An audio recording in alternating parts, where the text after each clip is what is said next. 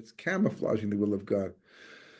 The second paragraph said, however, if it's very astute, if you step back and you look at the universe in a sense from a distance, an overarching, and these are words that they use, so it's easy to remember them because they were out of the norm, so to speak.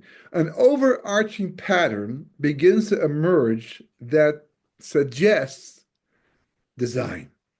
In other words, someone did it. It's not random out there. No matter how random it looks, it's not random, right? Someone did. So you got these two perspectives. And what are you supposed to do with that? It's almost like saying you can have it's in the right hand or you can have what's in the left hand. We're not going to tell you what's in either. You just choose which one you want. How do I know? It's just take a chance and just choose one hand and live with the consequences like a game show, right? Maybe, right? But the article didn't answer the question. Obviously, they weren't qualified to answer the question, and they really didn't intend to answer the. I think this really intended to raise the question. The article was mostly in favor of those scientists who did not believe, but not because they had any amazing evidence or information that they could say, yeah, see, we've proven it. No, it's just that that's what they interviewed primarily. The scientists, though many of them are probably dead by now anyhow, but many would have to revise their opinions today because of statistics, because of new information, because of new knowledge. I mean, the James Webb Telescope goes out into outer space, and for the first time, we find out that there are actually things in the universe that are not expanding. That's a crisis for many who believe in the Big Bang, because the Big Bang theory, that's why it's called a theory, right, came into existence because everything looked like it was expanding in the universe. You see things going out from us, you trace it backwards to a central point. So you get to this very compact, point of energy that exploded and resulted in all these things in the universe. So that was the Big Bang theory until they find out, no, there are things out there that are not expanding. Okay, well, how do you explain that? So now they're working on that, but it's always being revised. But they just put now. Of course, for me, I knew the answer to the question because I believe I'm a believer, and but the question that I was left with was, what's the difference? What is the fundamental difference between those who go with the first opinion and those who go with the second opinion? So yeah, I thought to myself, okay, well, is it the amount of information that we have? Or is it one side has more information? Well, if that's the case, it's imbalanced. And you have to go with the side that has the more information. No, they all have the exact same information, right?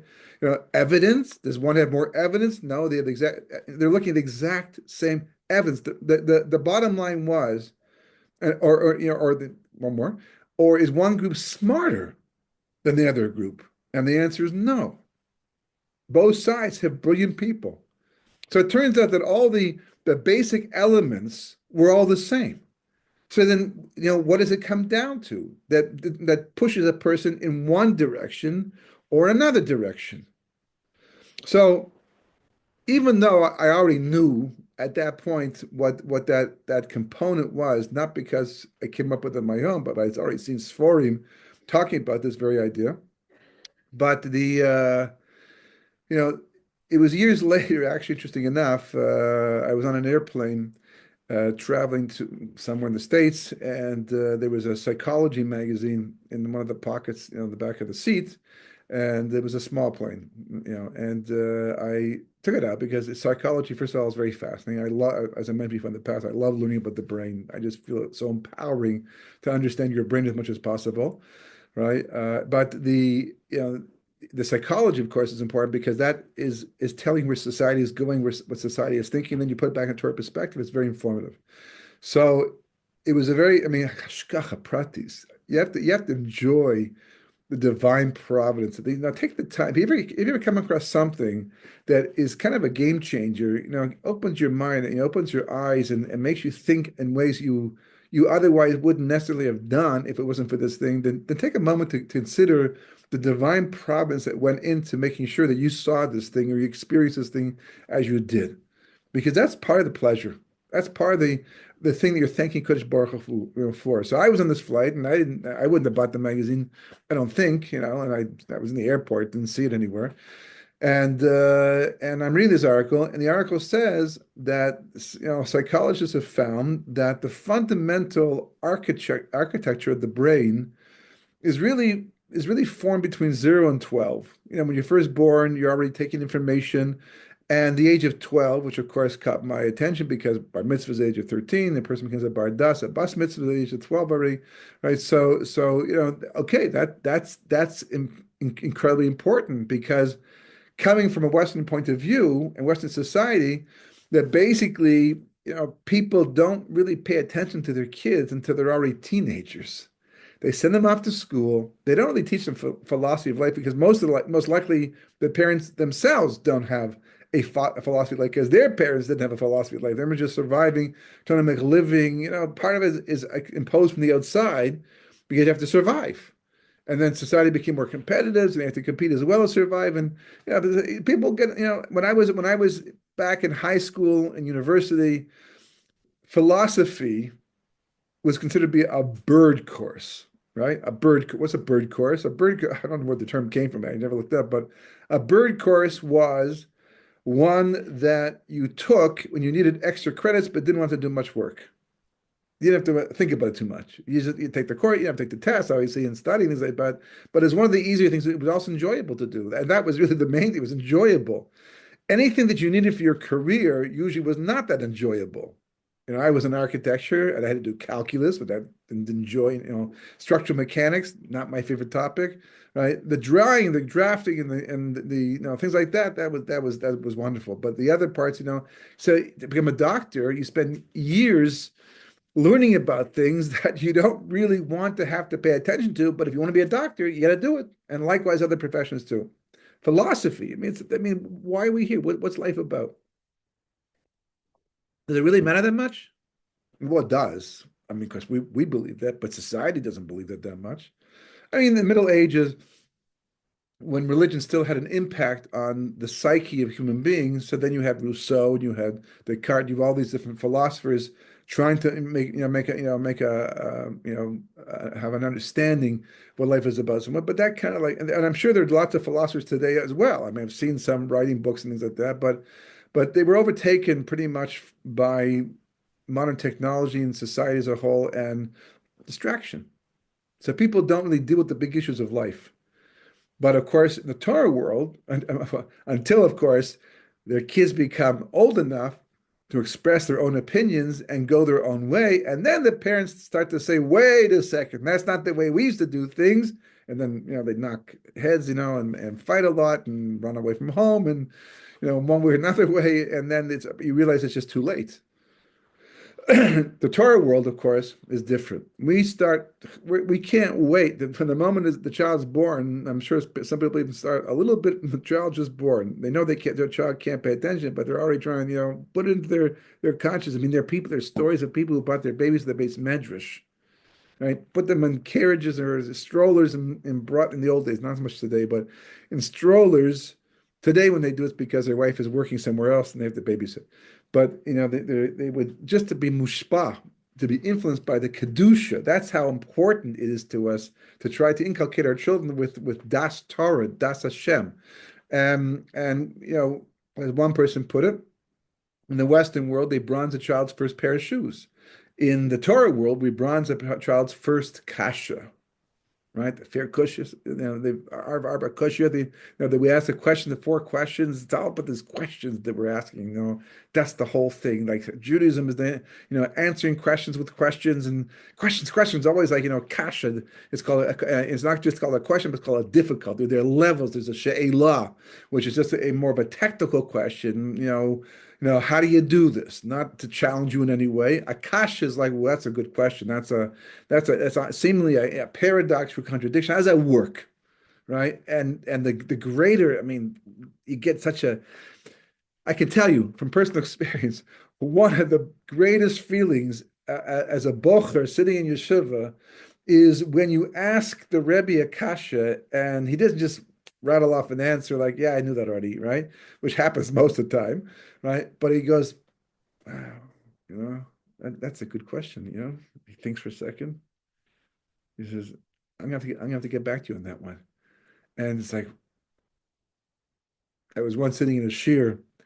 It's actually a shiur on a Kabbalistic sefer, which actually I'm translating now. But by the time I was learning it, it was still quite new to me. And the rabbi was teaching us was an expert on these things like that. And there's almost nothing you could say that he hadn't heard before, didn't think about, did not have an answer for. And he mentioned something. The course of the shiur is on Shabbos, right? So Shabbos afternoon, and the course of the shiur, and for some reason, I don't know if I just had seen something, but it clicked in my head, and I mentioned something in a response to what he had said, and in my mind, it wasn't a big deal. It just seemed like such an obvious thing. And he sat there and he goes, you know. That's one of those things that if it wasn't Shabbos, you'd pencil in the margin. And for him to say that about something, I was on cloud nine. I don't. This is like 35 years ago. I can still remember this. I can still feel. I can still see myself sitting at the table and feel the feeling I had when he said that. In this group of people, and I didn't even know how important it was at the time. And I even remember what it was because that's how much of an emphasis we play. And it's not just about looking smart, but it's like being engaged is being, that's what it means. When a child just, you can tell when a child just rattles off and says something to do with the parsha he learned in Cheder, you're impressed. He remembered, he paid attention. That's wonderful. That's a great thing. And it deserves praise. When the child, he thinks about it and he comes up with a question that even if you have the answer already, but it's not such a simple thing, but he came up with it and he's actually, he could see how that's a question at such a young age, right? That's impressive. It means that he's connected. It means that he's on the same page as whatever is being taught, and that's what we bronze. That's hugely important to us because we don't want to make Rishoyim. We want to make Chachamim, not Rishoyim, and not just so you can say, "Look, my son's a Chacham." I'm up there with the top of all the. No, it's not about competition. It's not about what your neighbors are doing and how smart their kids are, because anyhow, so much is tied to your soul that you can't control, and all kinds of other conditions that we have no impact and influence over. No, it's not about that. It's just that I have succeeded in connecting my child to God. That's my responsibility. That's the inheritance that I'm supposed to give over. So the value of the Chacham means that I have done my job. Somehow, some way, it may have been complete siyata d'shmaya, but if somehow it's not like that, and don't get the wrong idea, because sometimes there's lots of great, Rabbeinu Gershom, who one of the greatest rabbis in the last 1,500 years, who we have the kanas that we're still living by, that he made. I mean, he is famous. His son, I think, was kidnapped and then raised as a Christian, and eventually became a priest. And when his son died, he sat shiva twice, 2 weeks in a row, one after the other. And they asked him why. He said, because one was for his halacha, for his body, he died, and the second one's for his soul. Because so there are obviously many factors. If you're doing the best you can to raise your child to be connected to Kosh Baruch Hu, and it's not about just giving information over. That's clear from the Haggadah. That's clear. So what is it about? What's the difference between Moshe and Bilam? The Vayikra and the Vikar, the Chacham and the Rasha. What is the fundamental difference? The difference is that knowledge is what you have up here. This is like your library. This is your storehouse. This is your computer, right? We store the data. And anyone can do that. I mean, look at this out there. You can go online and you can see videos of autistic children, right? But they're called idiot savants. Who can actually memorize entire phone books through one read. And one guy, I didn't watch the whole thing, but one guy actually memorized a number so long that I think it took 9 hours to check it. And he called it the numbers, and they wrote them down, and so the brain is a technical reality capable of so much. The mind's a different story, but the brain is capable of accomplishing tremendous things. So then what's the difference? What's beyond that? Chachma. Knowledge, chachma. What does it mean? It means that a chacham is not necessarily someone who knows a lot. I mean, the more you know, the better it is, and the more chance you'll be a Chacham.